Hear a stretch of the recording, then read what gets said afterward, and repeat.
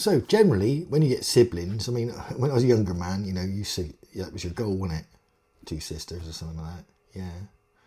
I got caught once going out with the other sister as well.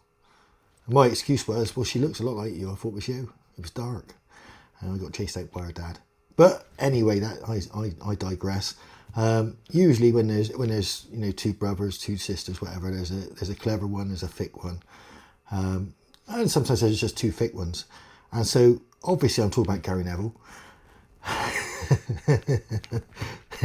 the TEMU Gary Lineker, isn't he? I mean, Gary Lineker ended up losing his job because obviously he kept saying stupid stuff and things that annoyed people.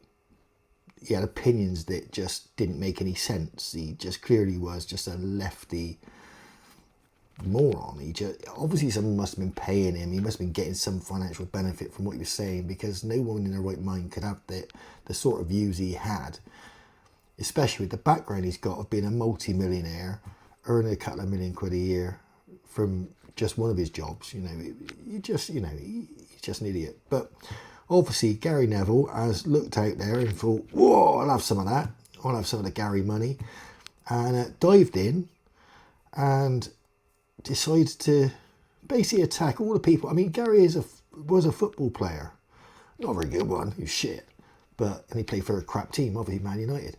But he was a football player.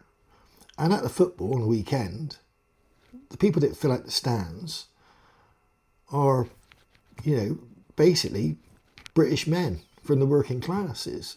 You know, that's the demographic, especially Manchester, Liverpool, all those areas. You know, it's much more working class than it is maybe down south. Chelsea, they might get all the toffs. But he basically came out and he's basically just had a massive pop and put the blame for what happened last week at the synagogue at the feet of the working class British person. It doesn't make any sense, Gary. The guy's name was Jihad al-Shami or something. It's not really a very British name. It kind of gives him away, especially the word jihad gives the guy away. So, TEMU Gary, I'm afraid it's maybe it's time for you to hang your ass up.